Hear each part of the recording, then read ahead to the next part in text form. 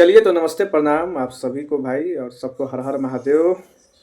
Power star Pawan Singh के दो को बहुत बड़ा अपडेट आइल बा भैया।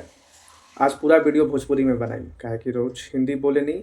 हिंदी बोलत बोलत मन जो बा एकदम फट गई बा। आज भोजपुरी में वीडियो बने, भोजपुरी में आज सब अपडेट दे। ठीक बनू। दो गो अपडेट बा, दो गो गाना के अनाउंसमेंट भइल बा पवन सिंह के। फिल्म के कोनो भाई अभी न्यूज नहीं के, ठीक बा। बहुत भाई लोग पूछत रहे कि कौन फिल्म आवे वाला बा, तो फिल्म के अभी कोनो अपडेट बा ना भैया। का आई कि ना आई कुछ अता पता बा ना। बस अपडेट यही बा कि लखनऊ में शूटिंग चलता मोहरा फिल्म की और शाहबाद फिल्म के, दो गो फिल्म के शूटिंग अभी चलता। अब पहले जौन जौन फिल्म के शूटिंग हो गई बा उ सब फिल्म कब रिलीज हुई कि ना हुई एकर कोनो अता पता नहीं है। ठीक बा। पावर स्टार फिल्म में आवे वाला रहे लेकिन ओकरो कोनो अपडेट नहीं है कि कब तक आई। फिलहाल हमरा लागता कि पवन भैया के ध्यान गाने पे बाटे कि बस गाना देवत रहे के बाद, गाना के ट्रेंडिंग में लावे के बाद, ट्रेंडिंग करत रहे के बाद, यूट्यूब हिलेले रहे के बाद, सिनेमा हॉल हिले चाहे मत हिले, यूट्यूब के भैया हिलावे के काम करते रहे के बाटे। तो दो गो गाना के अनाउंसमेंट भइल बा, जोना में से पहिलका गाना के नाम ह काला ओढ़नी। पोस्टर जो बा आउट हो चुकल बा आज से 2 दिन पहले। और सबसे पहले तो जब ये गाना का हम पोस्टर देखनी काला ओढ़नी के, तो हमरा तो लगल कि फिर कोनो और फिल्म के पोस्टर आ गई का।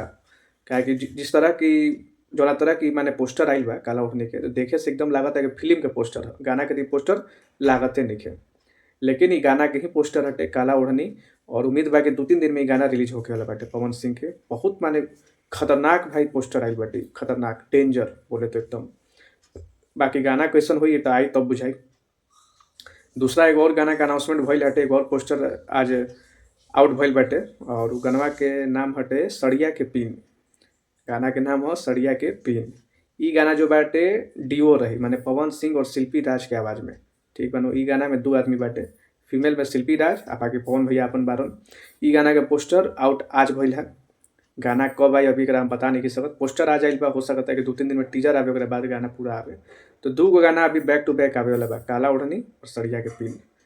बाकी देखे के बा कि दोनों हमरा ज्यादा भाई माने थोड़ा सा लगल बेजोड़ तो काला ओढ़नी लगल बा।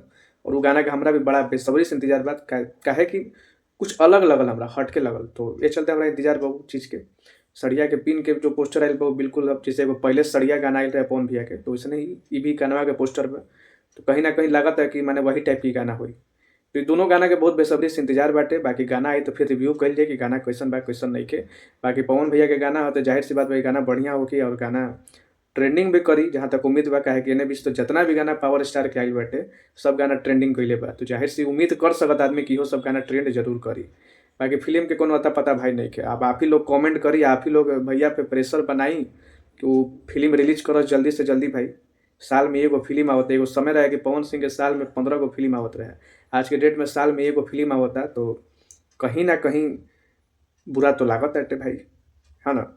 बाकी सूर्यवंशम के जो प्यार मिलल उ तो अटूटे बा। साल भर के बाद सूर्यवंशम आइल रहे और सारा रिकॉर्ड तोड़ दिलस। माने भोजपुरी इंडस्ट्री में फिर से जान फूके के अगर कोनो काम कैलस तो पवन सिंह के सूर्यवंशम कैले बा। आ ओकरो से बड़का जान फूके के काम करी तो पावर स्टार करी।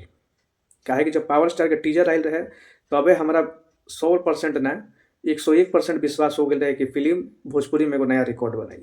जैसे पहले सत्या बनीले रहे, क्रैक फाइटर बनीले रहे, तो वैसे ही उम्मीद बा कि पावर स्टार भी बहुत बड़ा रिकॉर्ड बनाई। ये चलते वो फिल्म के हमरा बहुत बेसब्री से इंतजार। वो फिल्म आई तो हमरा यही चाहत नहीं, रिव्यू तो करबे करम माने, लेकिन वो फिल्म देखे के भी मन बा।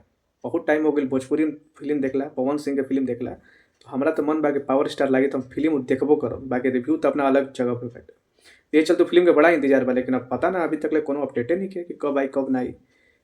बाकी देखल जाए जो भी हुई। बाकी फिलहाल गाना 2 गो आवे वाला बाटे बहुत जल्द, 2-3 दिन में ही गाना आवे वाला बाटे। गाना के इंतजार बा, ठीक बा। और ज़्यादा कुछ ना बोलम, बस उतने कहम कि वीडियो के भाई लोग अपना प्यार दिह लोग, ठीक बनू। अजय जी भाई वीडियो के देखा तो शेयर जरूर करी लोग, ठीक बा, ताकि अधिक से अधिक लोग तक हमारे वीडियो पहुँचे। अपन प्यार बनैले रह लोग, प्यार तो बनैबे कर लोग, लेकिन कबो कबो धोखा कर देते रह लोग, ठीक बा ना। फेसबुक पे देखा तो बोलो तो भाई पेज के फॉलो करी लोग, ठीक बा। यूट्यूब पे देखा तो बोलो तो चैनल के सब्सक्राइब करी। सब्सक्राइब करब, फॉलो करब, जुड़ल रहब लोग, तो हमेशा कुछ ना कुछ कंटेंट हम डालत रहम। ना जुड़बा लोग तो फिर अब समझ आजकल यूट्यूब पे या फेसबुक पे ध्यान हमारे बहुत कम हो गई बा। अगर ना ध्यान देबो लोग तो फिर हमहूँ ध्यान ना देम, ठीक बा ना। चलो तो मिलत नहीं नेक्स्ट वीडियो में। और आज पूरा वीडियो भाई भोजपुरी में बोलिए देनी। बहुत लोग हमरा से कहे लगे भैया भोजपुरी खातिर वीडियो बना लो, भोजपुरी में काहे ना बोलेला, तो आज भाई पूरा वीडियो भोजपुरी में बोल के बना देनी। बाकी अच्छा लागल हो तो बस वीडियो के लाइक करिए लोग, शेयर करिए लोग, कमेंट करिए लोग और चैनल के सब्सक्राइब करिए लोग। चलो, जय हिंद, जय भारत, जय बिहार।